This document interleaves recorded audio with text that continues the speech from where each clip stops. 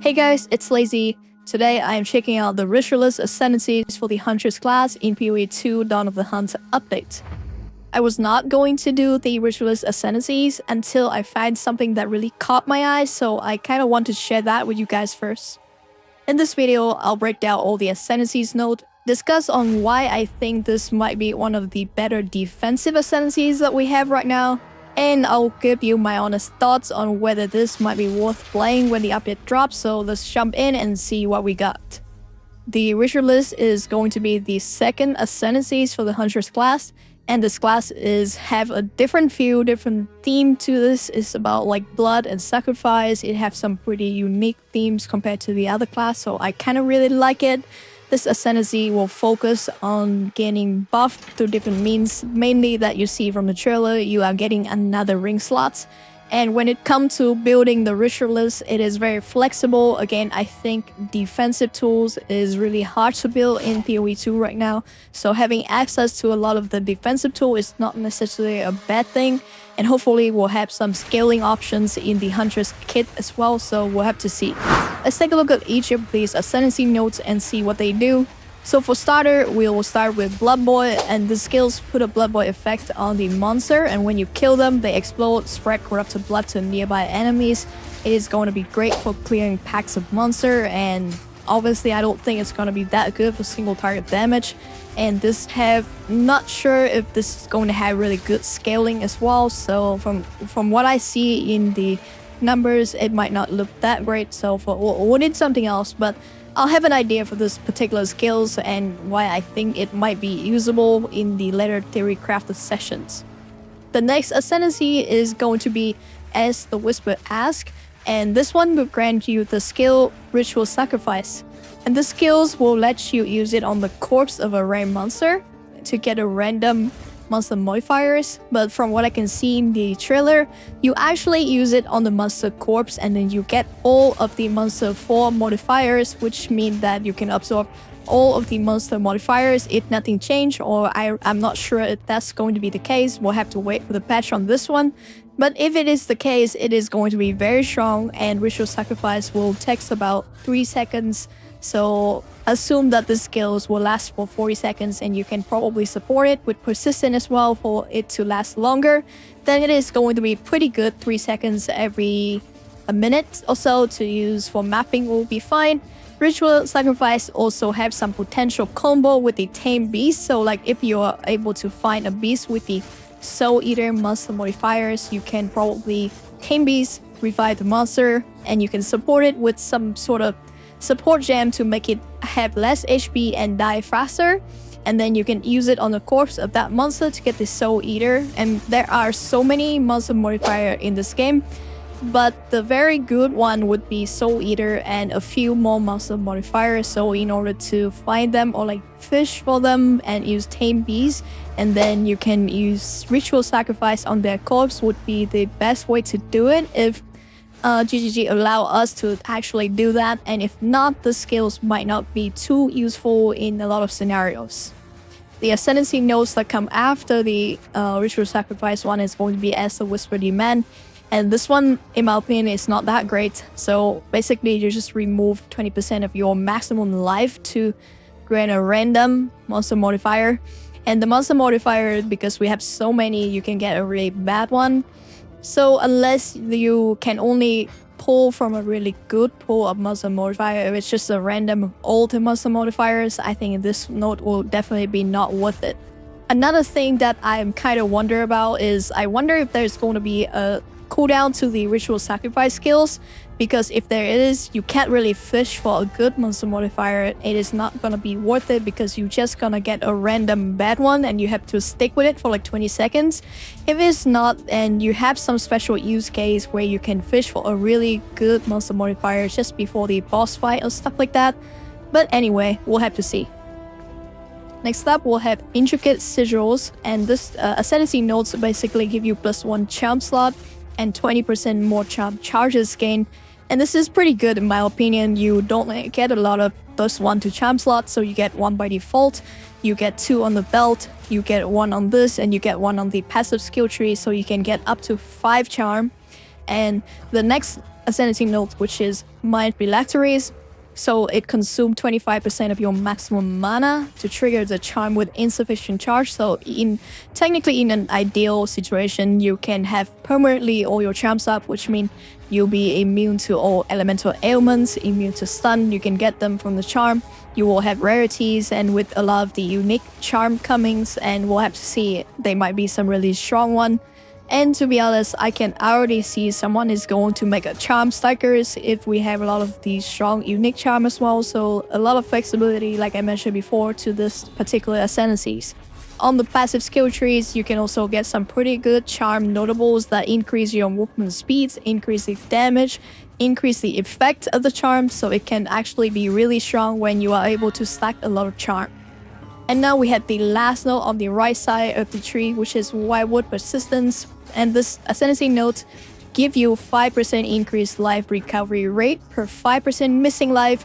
At first glance, this is not that strong, but I think, in my opinion, this is going to be a sleeper OP note, and I really like this one. So life recovery rate, it's going to affect life recoup, it's going to affect Leech, and Defiance of Destiny also work with this, and even the Life Flask. It has a really good potential to be building a really tanky setup, so this node itself will require a really specific setup to make it shine. It has a lot of potential for a really tanky setup that help you tank a lot of small hits and sustain over time. It will be weaker against big hit, but we'll have to see. And for the content that you want to do, all in all, I think this is going to be a sleeper OP node, and I will talk about it a little bit more in my theory crafting later. Now we can finally talk about Unfurled Finger, which is going to give you +1 ring slot, and this is probably the most exciting note for the Ritualist. You get an extra ring slot, and that is huge. You have to choose a downside, and it's not even that bad. Like, I think Reduced Spirit is bad, but Reduced Elemental Resistance or Elemental Resistance is not bad, but -15 is like one suffix on the ring, and you get more effect on the ring, so it's not even going to be a negative. You can even choose the 30% reduced maximum mana, and when paired together with the Mind Phylactery, it might come out to be a positive thing, so there's that.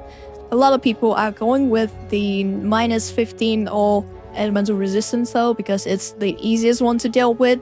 Like the reduced spirits, the more spirit you had, the worse it is. The reduced maximum mana is also affect if you have more maximum mana, the more you actually get reduced. But the all elemental resistance will only capped at 75, so it is, again, like it is one suffix on the ring, and you get another ring, which is going to be huge in giving you a lot of flat damage, especially when you pair it with the Ingenuity belt in the later part of the game. And speaking of which, we have Mystic Attunement, and this alone is like another must-have ascendancies in this Ritualist class. You get 25% increased bonus from your equipped rings and amulet. To put in perspective, right, you are getting another ring slot, and that's easily going to give you 20% damage in an attack build, no problem. And then you take Mystic Attunement, you are getting 25% increased bonus gain from rings and amulet, so that's like getting another ring, because 75% increase from all the ring and the amulet, so that would be another ring, and easily these two ascendancy notes would give you 40% increase in damage. And if you pair this together with Ingenuity, everything just go together so well. And again, this is not gonna be OP, but if you get Ingenuity into the build, it's going to be pretty broken. So we'll have to see how GG is going to be balancing the class around this.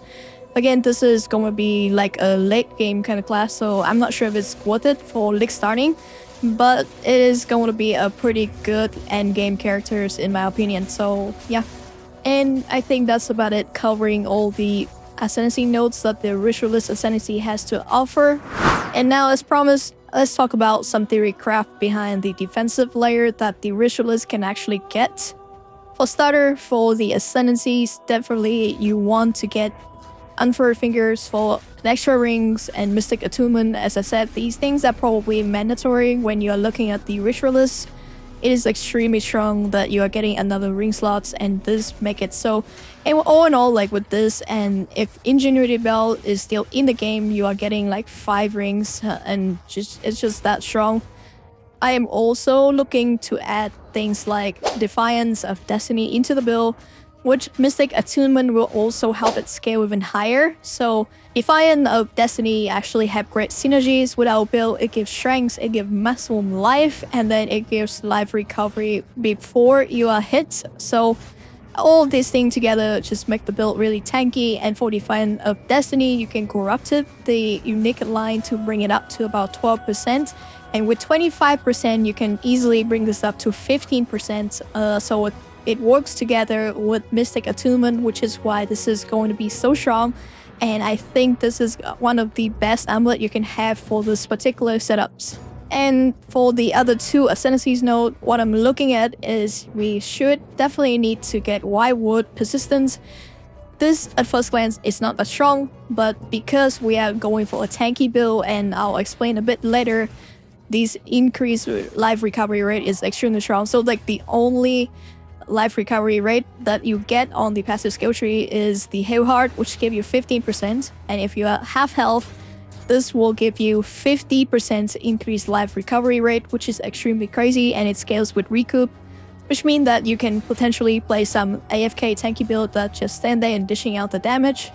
What I'll try first is I'll try this, and then I will use Blood Boy as well, because Blood Boy lets you just stand in middle of the pack, kind of semi-AFK, and if you can have a way to scale this damage up, you will have yourself the first cast when AFK, or it's not really a cast when stun or anything like that, but technically you just stand AFK and monster will die around you, especially if you have some sort of passive damage skills, or just kind of like stand there. Even with some of the new spear skills that you can do the whirling slash and stuff like that. I'm going to wait for the patch note and wait for the reveal to get a good look of all the skills to see which one have potential to combo with this particular setup that I think about. What I have tested out and is working is that recoups will definitely work with the life recovery rates, and then if we have items to help with that, even unique rings or new amulet that can help with that, even though it's going to be pretty hard to replace Defiance of Destiny, there's also some potential in running a retaliation setups because it deals damage based on your stun threshold and stuff like that. I'm not sure if they are going to add some kind of retaliate skills in there, but this had really high potential for that, in which your weapon 1 setup will be there to build up your stun threshold bar, and then you would do a weapon swap attack to use the retaliation skill on weapon 2 for a lot of damage. What you're looking at here is like a rough draft and rough idea of my plan if I'm going for the tanky setups. So we are definitely going to need to do strength stacking, and depends on how they fix armor as well, this might be really strong. So you want to go down here, grab polymath, and then you want to head to this left side of the tree to grab all the strength notes. So we get the beef here, we get some brute strength here as well for strength stacking. If you're going on this road, you might do giant bloods for holding a 2-hand axe and mace, but again, if you don't want to do that, maybe we can look into using spear as well. And because we are going with the recovery, we take Hail Heart over here, we have some anointment for recoup over here as well. And for now, this is just like a base template, but if you're going on the left side of the tree, most likely you are going to do Avatar of Fire, doing some fire damage. You will probably grab a lot of the jewel socket as well, and mace damage depends on what the skills that you are using. There's also a really strong combo over here with the From Nothing for Resolute Technique, and you can combine that with against the darkness, and you get a bunch of the fire damage over here.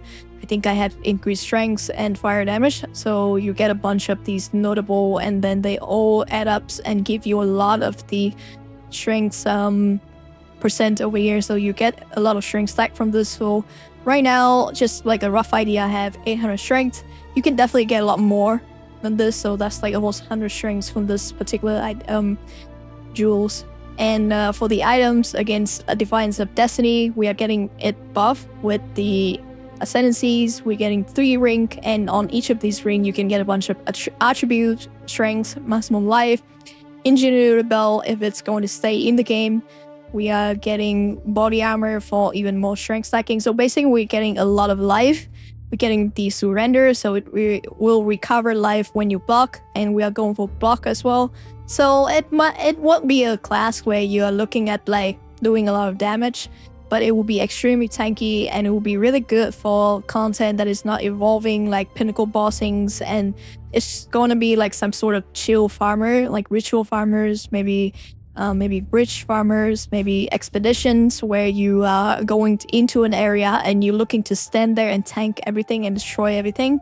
And in this kind of situation, Blood Boy can actually be useful as well, because it requires you to be standing in one spot and ramping up the damage. The only way to go for more single target damage would be Hammer of the God, but that is with a lot of investment into the level of mace skills. Like I think this is probably not going to be a boss killer for sure, but it's going to be really tanky, and strength stacking by itself is in a good spot, I think. Like the only problem with strength stacking was the armor, and we'll see how they fix this kind of thing. So yeah, we'll see. But that's my idea behind going for like a really tanky setup, and from here we can be flexible to add more damage anywhere we feel like. So this is only go up to level 56, so you still have a bunch of nodes as well to choose and decide where to go. So yeah.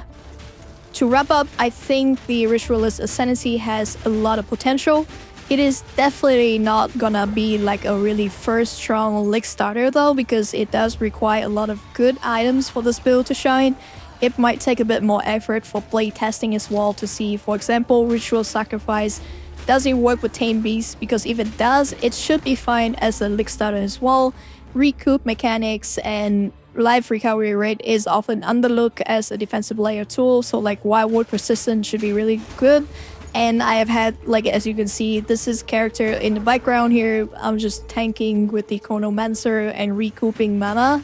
So again, recoup is really good, life recovery rate is good. So actually, for my second character, I'm thinking of doing some sort of build on the Ritualist as well. So really excited to try it out. For now, I think we have covered both the Ascendancies for the Huntress class, and I am looking at the Lich Ascendancies of the Witch class next, so if you are interested in that, hit the subscribe button, and I will see you in the next video.